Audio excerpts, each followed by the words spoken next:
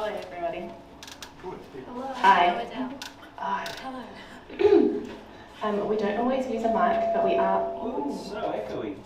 We are using a mic today because we got some feedback that we need to use mics. Hi everyone, my name's Adelaide. I'm the visual arts curator here at the Mill. I'm really excited that we have this artist panel, artist and curator panel, with the artist and curator of Ignorant Reflection in Response, so Stella Martino, a lovely curator. We've got Lotte, Yana, Shani and Carman. I think that Stella's going to do a beautiful intro to all of the artists in a minute as well. Before we get started, I just want to acknowledge that we're gathered on the lands of the Kaurna people. This is unceded lands, it always was and always will be. We'll keep things pretty cash. Stella's going to be running the show tonight. If you do need to get up, go to the loo, get a drink, you're welcome. Just hold your questions till the end, and then we'll have a bit of time for Q&A. So if you've got a cool burning question you have for one of the artists, make sure you and write it in your notes app so don't forget. Cool? I'm going to hand over to you now, and hopefully it's fun with the mic. Oh, and we're live streaming. Thanks, Chloe. Awesome. Alright. Hello everyone, welcome. I'm Stella, I'm the curator of In Reflection and Response. Thank you all for being here tonight and for supporting all these fabulous artists in this show. I want to give a brief description of the show in case you've forgotten what it's about. This is a very collaborative and storytelling show. It's kind of the focus. I used Ursula Le Guin's carry bag theory fiction, which is a brilliant essay which talks about how stories are for everyone, and the way we collect stories is in this like really big, beautiful vessel meant to be shared, and that's kind of the underpinning of this exhibition. And so I hosted workshops here at the Mill to create this collaborative tapestry behind everyone's heads here. And yeah, it was a wonderful experience, which I'll let everyone talk about. I'm going to introduce everyone individually first. That is okay for you. Directly to my right is Lotte Schwerdtfeger. Lotte is currently a studio tenant at the Jam Factory Ceramic Studio. She is materially led across many mediums, being consistently drawn to ceramic processes. Lotte hand builds ceramics, coiling and pinching both functional, sculptural and installation works, combining tendrils of research which span anthropology, biology, symbolism and revelry in the small psychedelic moments of existence. Lotte is delighted by the alchemical and elemental processes of ceramics. She's always intrigued by the role of objects, quotidian and ritual in defining and connecting human and non-human experiences. Lotte is a graduate of the Victorian College of the Arts, regularly working on commission, collaborative projects and gallery exhibitions. Where possible, all materials are salvaged, reused and recycled, working towards a zero waste practice. Next to Lotte is Yana Lehey. Yana is an environmentally motivated visual-based artist of Ghana land and is a resident at the Mill. Her practice spans across many mediums, covering drawing, painting and sculpture. Most recently, she has applied a textile approach to petroleum-based waste materials like rubber on large scale and creating oversized crocheted sculptural works. She developed necessary techniques as an accessible means for every person to tackle the waste problem without the need for expensive technology and infrastructure. Yana's interest in environmental art first started to gain traction in 2020 with her first solo exhibition, Face Up, featuring monumentally scaled watercolour portraits of 9 young climate activists from diverse cultural backgrounds with diverse approaches. The research behind this project formed the basis for Yana's current practice. Next to Yana is Shani Engelbrecht. Shani is a multidisciplinary artist of Indo, Fijian, Scottish-Irish heritage, creating and living on Ghana land in South Australia. She holds an honours degree in visual arts and a Bachelor of Creative Arts from Flinders University. Race and identity are at the core of Engelbrecht's practice as she interrogates the indecencies of racism experienced by people of colour daily. By using performance, photography, video, drawing and her painting, her work blends traditional and contemporary techniques to convey the duality of her upbringing and to reflect on feelings of otherness. Engelbrecht has shown works in multiple exhibitions, including Art That Walks Off the Walls at Goodwood Theatre and Studios, Hatched National Graduate Show Exhibition in Perth Institute of Contemporary Arts, and Not White Not Brown in Felt Space. And on the end is Carman Skeehan. Carman is a glass artist and maker living in Adelaide, South Australia. Carman completed the Jam Factory Associate Program in Glass in 2023. Guided by the meticulous creative process, Carman centres her work on the art of storytelling through glass, exploring the intersection of narrative and materials. Carman draws inspiration from early oil paintings and still lifes, creating a unique likeness in glass materials. Her work is an exploration of these elements, seamlessly blending them to create unique and compelling pieces of art. So welcome, everyone. Thank you for being here. We'll just begin with the first question. This exhibition was a very collaborative process, like not just in the workshops, but in everyone's pieces. There's a little bit of everyone, all the pieces around, which is pretty incredible. What were some of the things that you learned about this new process? It might be, maybe a new way of working for most artists, rather than like having individual in your own studios, but collaboratively. So that's a great question. Thank you, Stella. Thanks for having me here, everybody. I'm a glass blower for my job, for my income, which is a really fortunate situation to be in. But I flame work on a small torch, which is like an oxygen and gas hookup on a bench in my studio in Kilkenny. And all of this work is, besides the glass jar, is flame worked. So it's my first piece of art that I've been able to make solely on that torch.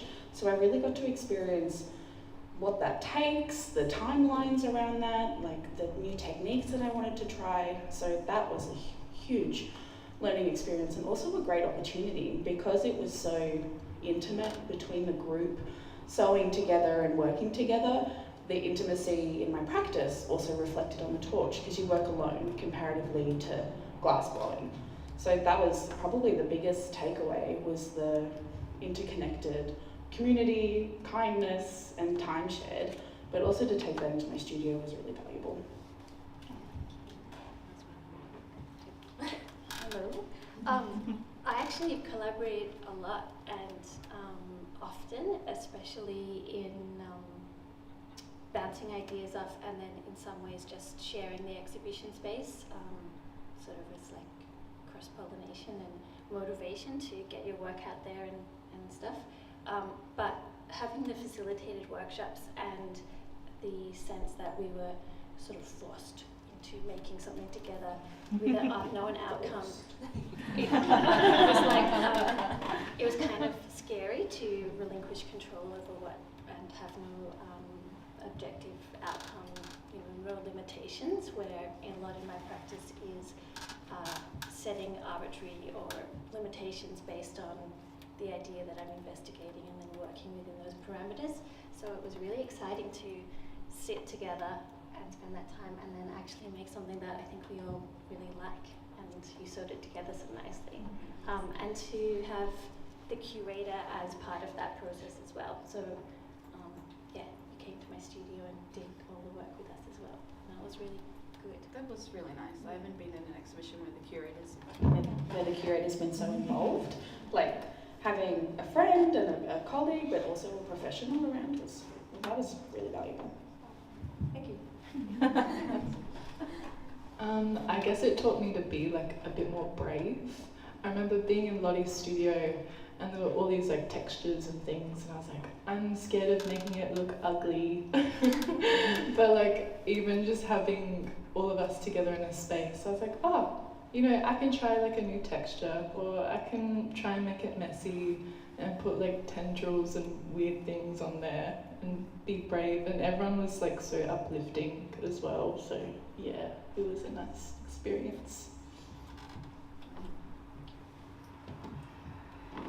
Yeah, so for me, it felt weirdly familiar. In many ways, it felt like a group assignment at uni, but one that we all signed up for.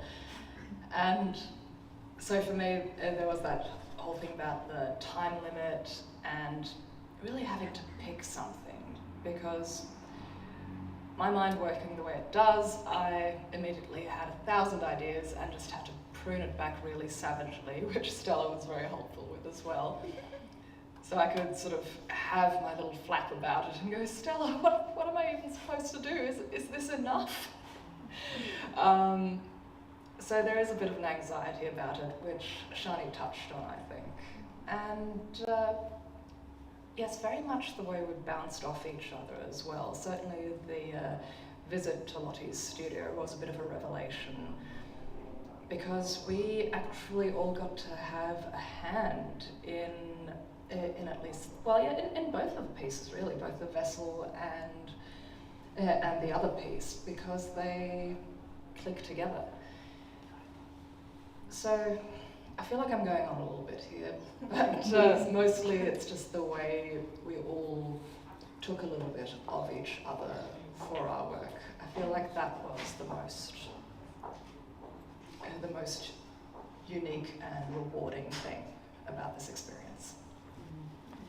Yeah, I think like tacking onto the end of talking about Lotte's studio visits, we all of us participated in, including myself, and it was, yeah, a very like therapeutic process to be in that space and to, you know, I don't really have a practice apart from textiles, but I'm mostly at my computer all day writing, so it was nice to kind of get my hands dirty and like make things, and that was a really nice process. So I know Shani and Yana have mentioned already, but maybe Carman and Lotte can talk a bit about how that was like for people to come into your studio, you know?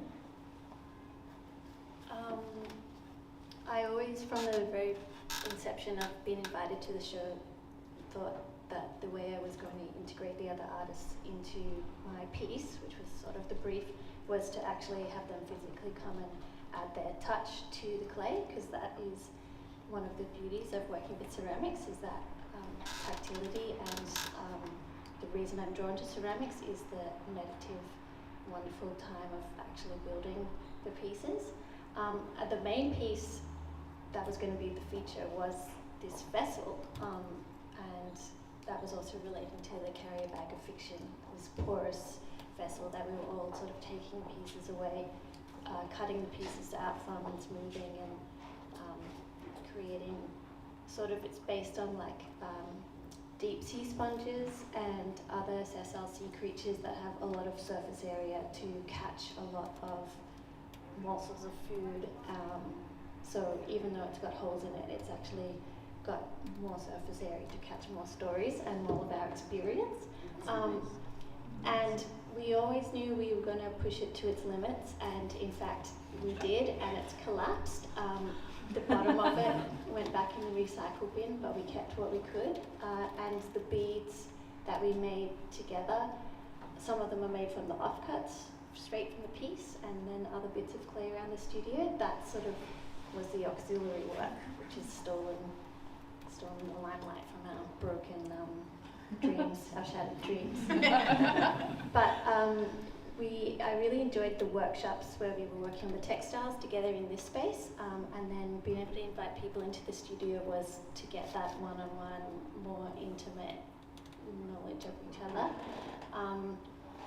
And I actually left some people to their own devices for like many more hours than I imagined they would have capacity for. Whilst I did little projects and came back and checked in and had conversations, and it was absolutely delightful. So let you into my studio any day.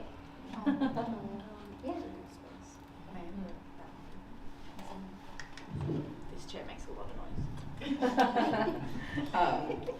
What Lotte said was beautiful. I loved working with another material, because glass, you have to touch with a tool and it's not very tactile. That ceramics is such an enigma. Like you can touch it and touch it and touch it, and it gets stressed and it gets dry and it cracks, and I still don't understand it, but it was really nice to be able to play and step out and relax. It was really nice. And Lotte's space is super welcoming in general, and it was just really lovely to step outside your box. And even with the textiles as well, like I don't know how to embroider, but I learned how to do it. Yeah, that's the extent of it.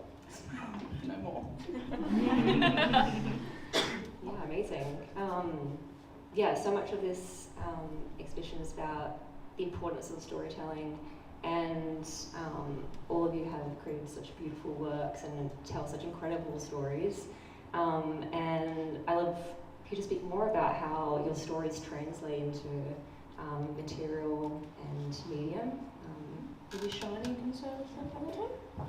Okay, Stella. I just want you to talk about it so much. It's so really awesome.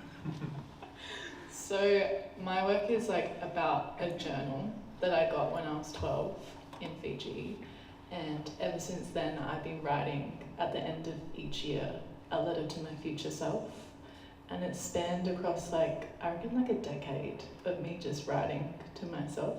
And it always, like, I've always wanted to be that girl, you know, dear diary, like, so it's always like, dear Shani, like, how you doing? Do you have dyed hair? Did you get your nose pierced? Like, just silly stuff like that, and all from like when I was 12. And so I was like, how do I incorporate these artists into this journal? And I was like, oh, well, why not just like give the card of vulnerability to everyone and be like, write a letter to your future self. That was so hard. And some of us struggled. I was waiting for Carman's like The last one. I was like, where is it? And so I used each of these entries, which were beautiful, vulnerable, and each like of their own like stories. It was very lovely to just have those things. And in those like pages that are next to the journal cover are like different ways that I've translated what everyone said. So for like Yana writes in kind of like loops. So I did lots of loopy stuff with my sewing machine. And then for Tash's, I did something that was like so soft and delicate and like almost see-through, like you can't see, because she found it like very like hard to write, because vulnerability is a hard place to be in. So each one has their different like quirks. Carmen's is very scrawly and crazy and purple. And mine is like the red one, which I like wrote. Every time I wrote in that journal, I always started from the corner and then just got like bigger to the end. And I don't know why I did that. So I did that up there. And Lottie's is a really cute one. I remember Lottie, like, you made like a kiss mark at the end of your like letter, so I put it on the corner on the page. But yeah, I tried to incorporate everyone's styles and words onto those pieces, and I like it. It's a beautiful work. It really, like, we couldn't envision many on our own. We couldn't, because we only worked together in this space and didn't visit the studios as much. It was hard to envision what we were all planning at times. Like, I think Stella had a better idea, I hope. We communicated too. Not me. But it just came together so harmoniously. Like, it's a really, really great work. And what about the trinkets? Oh, yeah. I mean, Talk about the trinkets. talk about the trinkets. Well, there's 5 of us in the show, and Stella, and there's 5 items within the shelf that all resemble components of the people, of all of us that I met. Getting to know personal stories or family histories, and I tried to make a piece that would resemble each of us. And then other parts are also references to pieces that I hold dear to myself and tell my own personal stories, and then just ones that kind of connected all of us together. I have a similar shelf at home that I'm slowly growing intentional clutter on, because I don't love clutter, but this one shelf is the one place that I allow myself to keep a little personal item, and it lets me relax and find sentimentality and storytelling in that. So I'm hoping that it translates. Wow.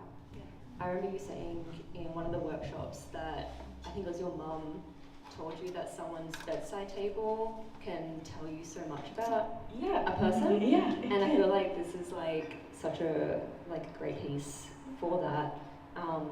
and yeah, it feels very personal, almost very vulnerable. I think like so much of the pieces in the show. Absolutely. Yeah. How do you feel like this kind of translates into a gallery space? I think, given it's the first work, and as an artist and a critical thinker, there's so much more it could grow to, and to have the freedom to explore. Like, it went through so many renditions. Initially, I wanted it filled, like, to the brim of stuff. And the list I gave Stella, as a great curator, you were like, but why? Like, why? And I needed that because I didn't understand from the curatorial perspective, and I was bringing so much personality into it, which was beautiful. But I feel like the pieces that we did agree on have really become quite harmonious and carried through, which is nice. I think I would like to develop this idea further and make more personal, like bedside tables, like that kind of aspect in things. But I think it translated really well, but I think there is lots of work to grow. What do you think? Do you think it's translated well? I think so. Yeah. Thank goodness. I remember like on opening night, like so many people were like, I mean, going to everyone's like kind of pieces and just like feeling the amount of like vulnerability in each of them. Like everything is quite personal. It's like, and like what Shani was saying, that like, you know, kind of made you feel a bit more brave. And I'm really glad that it did that. I feel like that makes me feel really great as a curator to be able to you know, create that space for you all to be so vulnerable with this work, because this kind of concept of the exhibition is quite personal to me. It's really important to me. So yeah, anyone else want to add on anything to that cue? No? I do want to mention, because we are talking about what was in there, and a motif that is in the show quite a bit is teeth. And quite a few people on opening night asked me why. So someone wants to speak to that? In other words, what possessed me? No, sorry, I just had to get that off my chest. Look, it was sort of random, I feel. So, in our first workshop that we all did together, we were still very much in those figuring it out stages, what we were each going to do, both for our embroidery, but our individual works, and how those would speak to each other.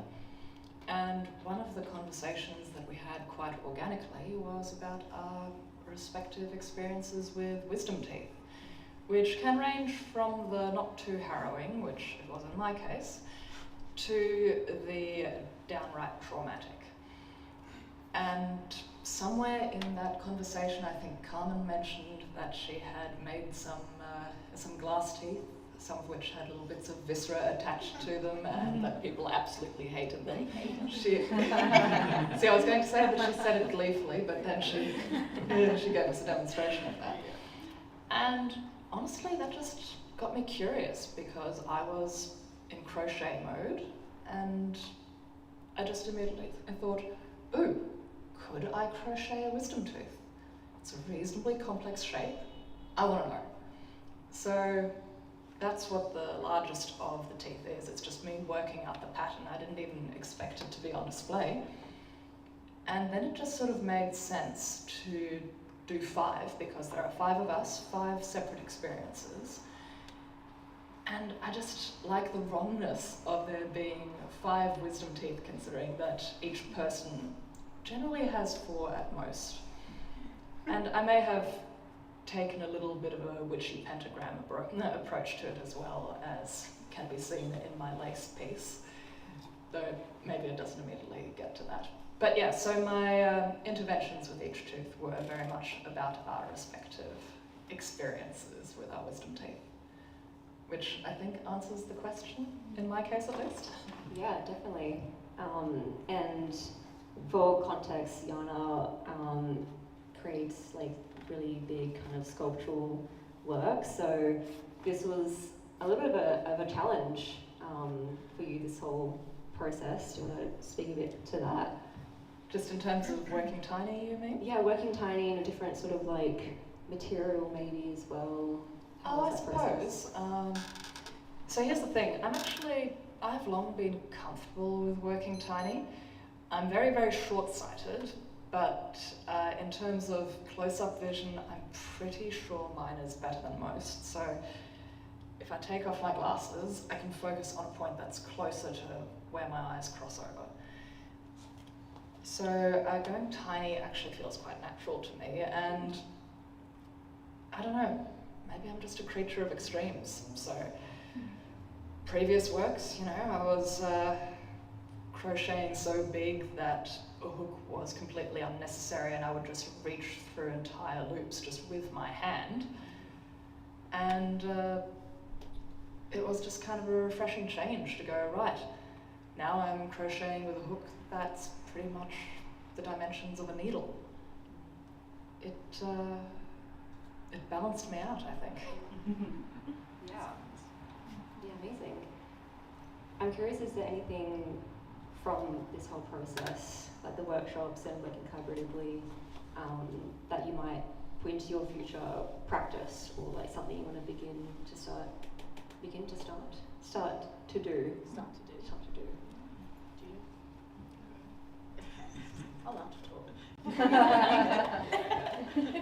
I think having a solely flame worked practice, solely flame worked piece, is really the direction I want to go and implicate into my practice, because of the intimacy, but the accessibility and the cost involved as well is lower. So seeing that was possible was awesome. You kind of have to take the leap into different types of your career, and this was a moment for one as well. So yeah, that's for me. I guess to expand on texture and clay, Lotte actually gave me a whole thing of clay, and because I had just like the funnest time ever. I was stuck there for ages, just like, this is so fun. Why have I never done this like this? Not like art school clay where it's just like, oh god, pinch pops. Oh. But like with Lotte, it was just such like a, I don't know, I felt like a kid again. So I was like, oh, I'd love to do more clay stuff or like sculptural stuff in my work. Like usually it is just fabric installations, but to have like the two together and for it to be textural and just, you know, fun to look at. So yeah, I have a spillover page of ideas that I had during this process, which I'd like to get into, some of which involve teeth. I think there are a few. I think there are a few others, but yeah, there are some that have some material challenges, including gold thread, and there are some which are just kind of whimsical horror. We'll see if I get around to it. Yeah, just a spillover of ideas, but I always have more ideas than any one person can do in a lifetime anyway. We'll see what sticks. Yeah, just like Yana was saying, you have to choose what idea you're going to do, and some ideas take the back seat for a while. So I had actually been working on the idea of engineering a large necklace, a sort of endless loop of fragments of biological detritus for a while, but this was a great chance to actually figure out how to hang it and resolve the project. And I was making it by myself, but I love teaching and I love facilitating, and I love seeing the delight in people's eyes and fingers as they sort of get away from themselves and just get lost in the material. So I'm working on extending this project to make much larger pieces, yeah, and with a wider community as well. So watch this space. Gonna have to do some more engineering though, because it's gonna get heavy. Yeah, I think installing this exhibition was really fun to kind of watch it all kind of come together. There was lots of kind of shifting sort of things around, which I think sort of changes the way the story is told, but I think in like in a great way. And yeah, I feel really, as a curator, I feel really happy with how it all sits. Yeah. Anything else anyone would like to add? Might be any audience questions? Sue? I'm still not thinking about it. Stella, so I've got a question for you. Oh. Well, two things, and maybe some of the artists could speak to this a bit as well. Tash couldn't be here tonight, but do you want to speak a little bit about Tash's work, and if anybody else wants to add anything about it too, just so that you guys can get a bit of a feel for it. And then I want to know from you, you curated this exhibition and you came with an idea, and I think like this strong desire to create this collaborative space and also this academic sort of underpinning with Ursula Le Guin's essay. Did you learn anything through the process of the exhibition, of enacting it and creating these relationships, that taught you new things about the essay or about the underpinning ideas? Yeah, sure. Maybe I'll talk about Tash first and then come back to me. Tash is incredible. Tash is also a resident artist here at the Mill, who commonly goes by the term craft wizard. And Tash made the pools, which is just over on the corner there, using mostly found objects on the beach and recycled materials. And Tash asked each of the artists to provide a image of themselves at the beach, or like a beach memory, which is also another thing that kind of came up a lot in the workshops, like talking about the beach and our experiences there, as Tash has strong memories and connections to it, and often goes there to in moments of reprieve and kind of like a healing sort of thing. So yeah, that is Tash's work. You can see a little bit of everyone in each of the pieces, even the kind of bits sort of like are reflective of everyone. There's like even a little tooth in Carman and Yana's pools. Human. Yes. Yeah. Anyone want to add anything else about working with Tash? Tash is wonderful. Yes. Like, we were saying before that it was a shame that she's not here, but we've all got to work. And that she just made you feel so comfortable and safe. And as a resident of the Mill as well, really welcomed us into the space, because I had been here a little bit, but this was really immersive. So yeah, Tash was we worked really well together, which was a really good group. What did she used to say when she'd come in for the workshop? Was it like, welcome to the day? Welcome to the day. Yeah. We'd be like, yeah. Let's drink some tea and talk about tea. Yeah. She was awesome. Yeah. It's just so nice to be listened to in a group. Yeah. I think it's really rare that you have people's undivided attention in not just like a casual social setting, but we're really making an effort to like listen to each other's anecdotes and then have them reflected back to us. So it's really special for me. That's all. And yeah, Tash was a great part of that. Yeah, definitely. And I think that's definitely something that I've kind of learnt in this process as well. I come from a very academic background, which is kind of why there's an essay that's kind of underpinning this exhibition. An essay that I love and I've used before because, I feel like it just kind of really speaks to me and everything that I'm passionate about, kind of memory work and storytelling, community care practices, and I feel like every time I read the essay, I learn something new about it.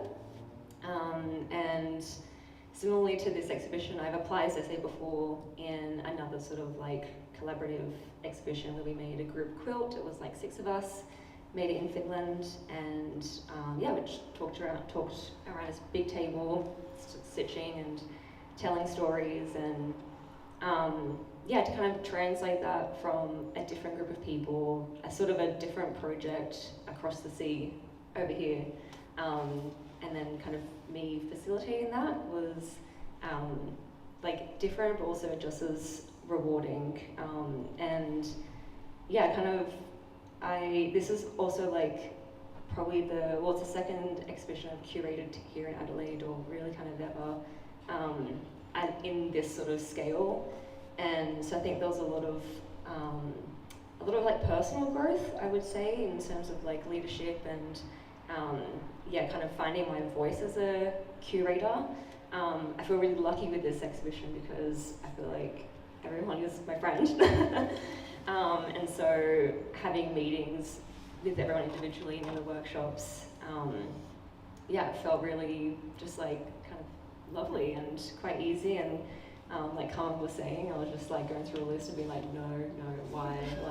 But I feel like comfortable enough to be able to do that. And I think that, you know, these guys are just so brilliant and, you know, created such a wonderful, warm space for all of us to really kind of grow and to, sort of like shed our like kind of walls a little bit and talk about each other, our lives, you know, the tea of whatever was happening, which is all storytelling, you know, this is all just like why people come together and, you know, sharing news and for, you know, historically for like protection.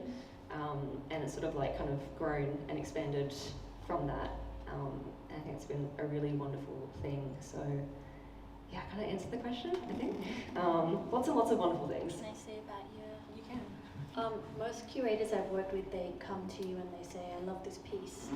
It fits into this framework of my idea that I'm putting onto it, and that maybe your practice speaks to as well. But Stella had the idea for bringing us together with letting us loose. Like, you know, you didn't know what you would get. You didn't have any aesthetic control on the outcome, and that's very, very brave.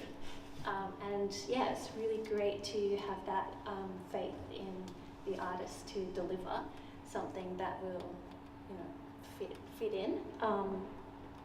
And it all worked out in the end. It looks really strong visually. So what else on?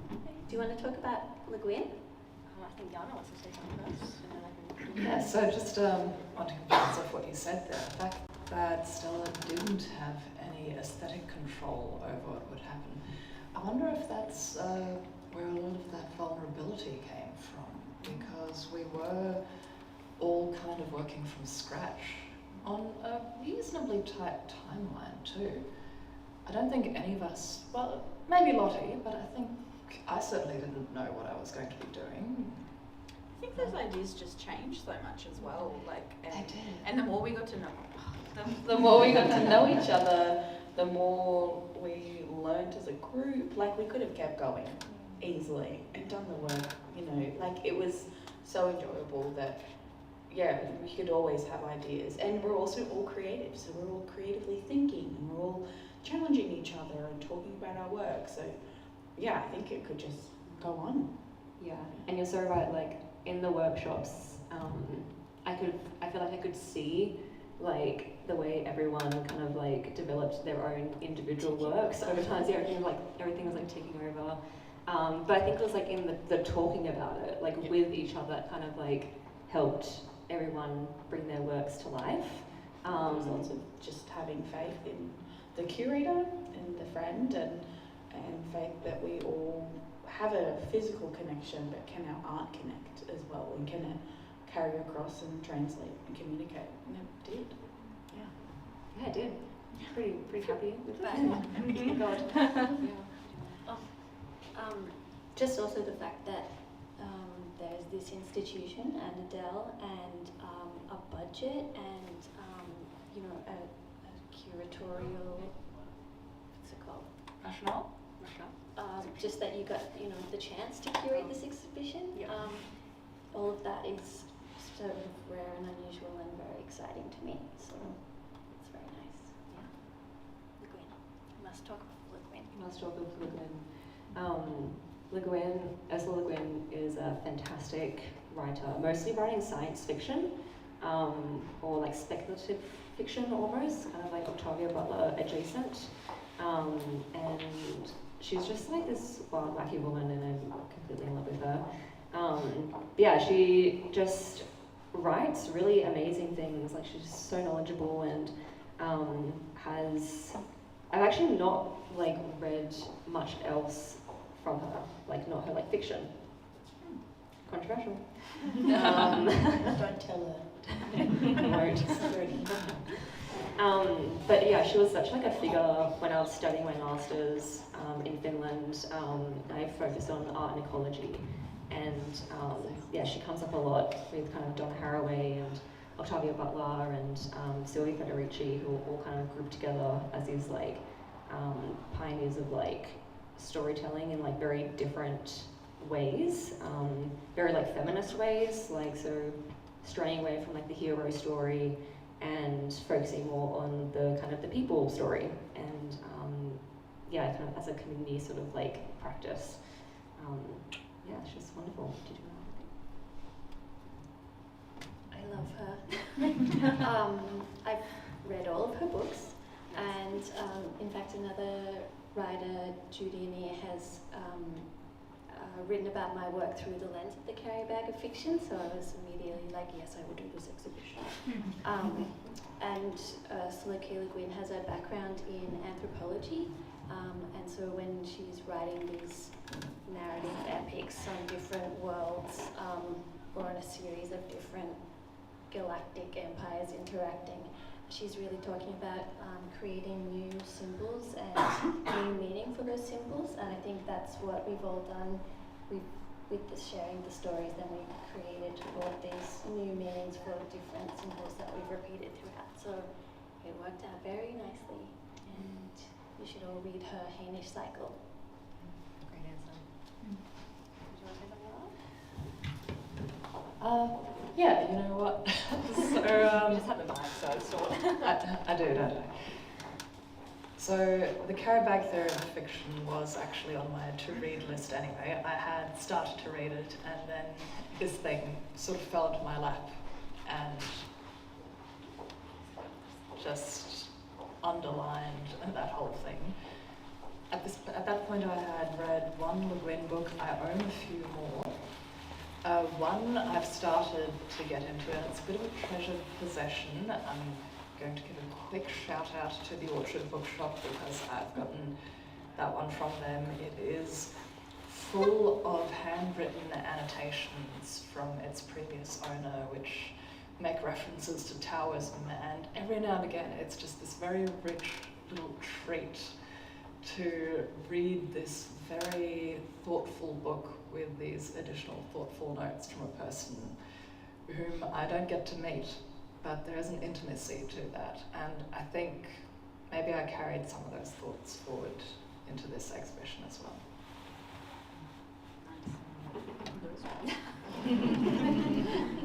Yeah, maybe. I have one more thing to Yeah, say, one more thing to say. and then I will facilitate. I think that you guys can all really see that this group of artists with Stella have worked so like courageously together, and I want to say that the process of that has had challenges, and that Stella's leadership in the curatorial part of it has been really impressive. So well done, Stella, and well done all of you for responding with so much generosity through that process as well. Yeah, does anyone have any questions? And I'll try and bring you a mic, or you can come stand up here. Anything? Yeah. Somebody had mentioned that you had read Ursula Le Guin's, or it was on your reading to-do list. Did Carman and Shani, had you also read through it, or was it through the exhibition that you found out more about it and was like, this is applying to the work? Definitely the second part. Had you read it? No, I hadn't read it. I mean, I did once we were told about it, but no, I hadn't, but really enjoyed it. I mean, like that mental challenge of what is a vessel and how do we tell stories was just, yeah, really worked in my brain, which was really nice. Yeah, so, and it was so fitting. So, Yeah, I hadn't read it, and I was like, what is this? Like a couple of years out of art school, I was like, oh, another essay. Oh my god! And I kind of just absorbed like the energy from Lotte and Stella, and like, vessel, I got this. Yeah. Yeah, it was interesting though, like seeing all the different vessels come out of it. Yeah. And also everyone's interpretation and enthusiasm behind it was really insightful, and we learned more because we could ask and spend time together, learn a lot more about Ursula, which is great. Just found out she's not alive. Yeah. Sorry. Your question? Yeah, I'm going to give it out. I'm going to A question for Stella and kind of everyone. Off the back of the essay, are there any other essays or essayists that you want to like conduct a similar sort of style of exhibition from, or that you guys maybe take inspiration from your practice for? Like, just, I don't know, what other cool writings that you guys like? Basically. Yeah. Hot intel, actually developing an exhibition with an essay sort of backing, or like a kind of a group of essays. And it's a collection by Sophie Cunningham, who's an Australian writer. And it's called City of Trees. And she talks a lot about sort of like the life and death and the memory and the storytelling of trees.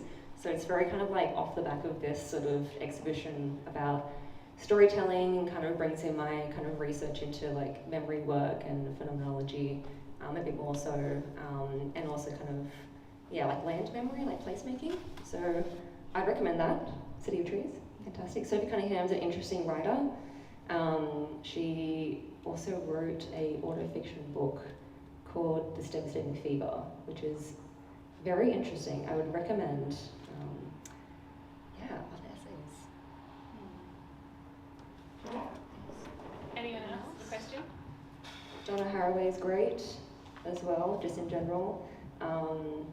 She can be quite challenging to like read and like consume, but she talks more about like ecological, like driven art, and science fiction and all that. And she's just like wonderful. And Zoe Federici, who I also mentioned before, is also great for storytelling. She talks about the kind of the idea of the witch, and like the witch in like kind of mythology and folk tales, and how that kind of translates into feminist practices today across art. So I don't know if I answered the question, but they're my recommendations. Anybody else? Stella, did you want to just mention the essay that you have written with this exhibition? Yeah, I wrote an essay. It's called A Carrier Bag of Musings, and it's available to read on the Mill website if you're interested. Yeah, it's basically I kind of wanted it to sound like the carrier bag theory of fiction in the way it's kind of like structured, and it starts out with kind of like a place making, or like a situated like writing sort of thing, which I do a lot, which is a great task for any writer, like kind of situating yourself in the space and thinking about what's kind of surrounding you, what you can feel, what you can see, what you can taste, what you can hear, and going from there. I feel like it's something my thesis supervisor told me to do when I was writing my thesis, and so like my whole introduction is like this situated writing like task, which also looked at kind of memory and storytelling and how that benefits our well-being. So that's how it starts off, and I think it felt very fitting to do that in this exhibition, to talk about it, which I kind of like found myself doing in the workshops because I was nervous. So I'd be like, what can I like feel, what can I see, what can I touch, and what can I hear? And yeah, I wanted to kind of sound like a story, and I talk about the works in a way that it can feel like that, or I think it feels like that, where like you kind of like hop around the space and you can see different things and you can feel different things and interpret things in a different way. But it's really kind of my interpretation, so if that's something of interest to you, please read it. Yeah, I feel quite proud of the essay. It was really fun to write. Yeah. It's so nice as well. I think artists really value having someone. Artists really value having someone writing in this way about their work. Like, what a fantastic thing. You know, this exhibition's just on for one more week, but the images and the essay will sit alongside each other for a long time and be documents of the process, as well as the outcome that these artists can use as they go through their careers, and people will be reading the essay for a long time to come. So beautiful. If no one has any more questions, I think we'll wrap it up. I'm going to pack up chairs, but you guys can mingle. I probably should say thank you to Creative Australia for supporting these guys with artist fees and all of that stuff, which has been really instrumental for them to be able to dedicate time to this practice. And thank you to Chloe for live streaming tonight as well. Awesome. If you want to share this with anyone, it'll be on our YouTube channel. You're like, I went to this great artist talk, and you've got to listen. Yeah, so let's wrap it up. Oh, the finissage. As I said, there's just 1 week left of this exhibition. And next Friday we are going to have a finissage from 4:30 till 6:30. So if there's anyone you want to bring along who can't get here during opening hours, we will be open a bit later that night. It's pretty chill. Have some drinks and the end of the